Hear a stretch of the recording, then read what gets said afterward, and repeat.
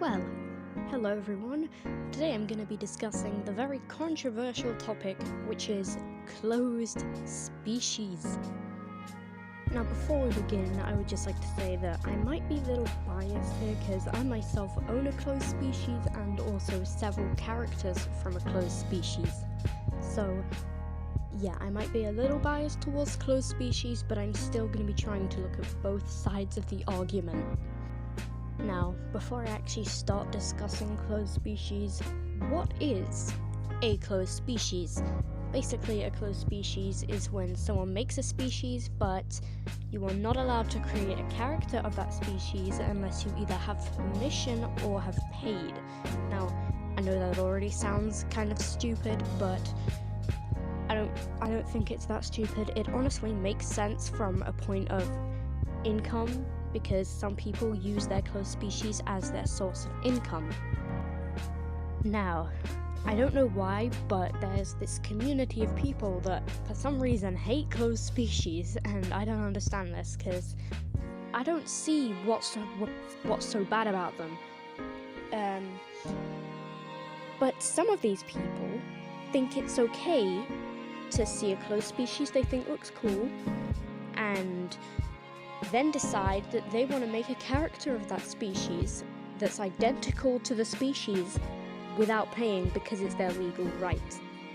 Yes, they do legally have the right to do it, but just because you have the right to do something, it doesn't mean it's okay or that you should.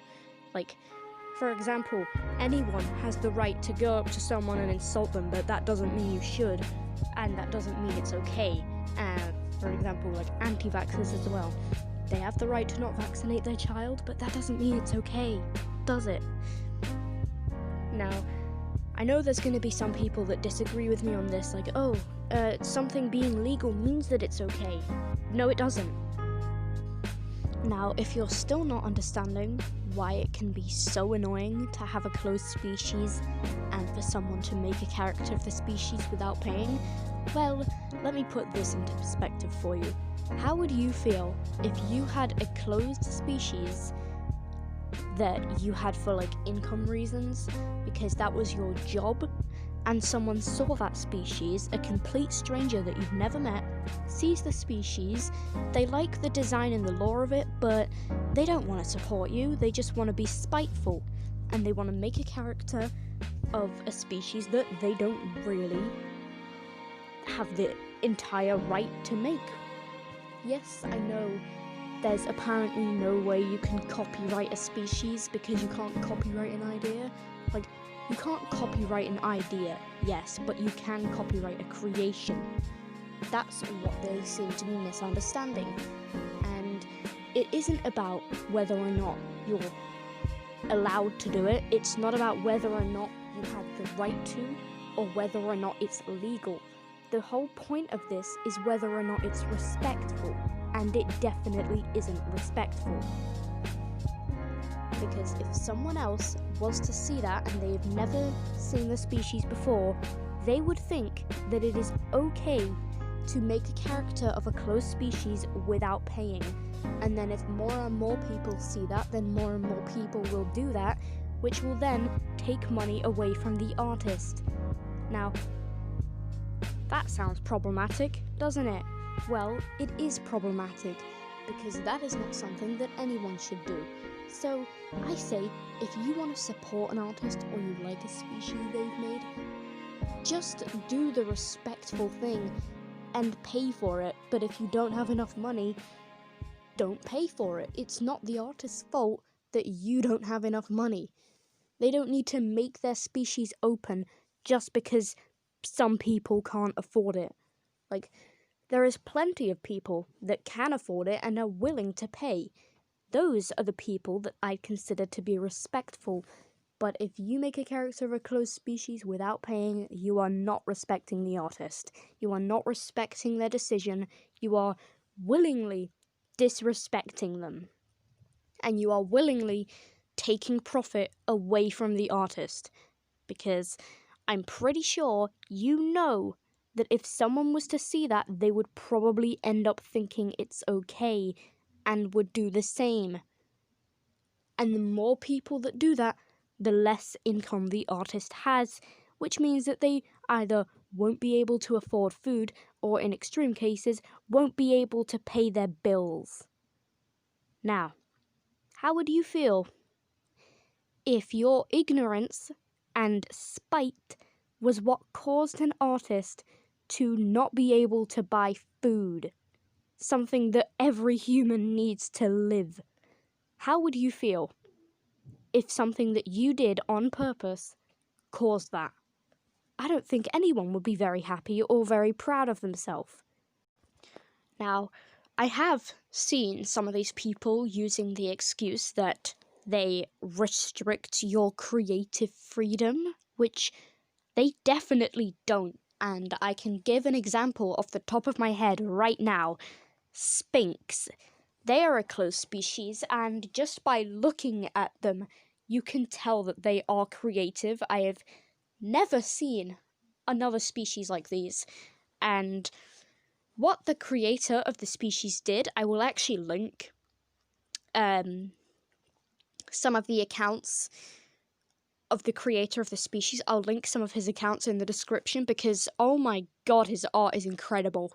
Like, I am so envious of this person's art skills. Like, some of the characters that this person designs are just incredible. Like, they're so creative, and I am shocked at how creative this person is. And they're not even much older than me by like a few months. Anyway, the species that they made, Sphinx, if you look at the species, you might think, oh, it's just another boring closed species, but it isn't. There's so much lore for these guys. And what the creator did, he actually made trait sheets. There is different traits you can use, more like traits that you can use to design these characters and make them look more unique. But I don't think creative freedom is the amount of traits you can use. Creative freedom, in my opinion, is how well you can design and how much freedom you have on designing the characters, not on the traits, the design.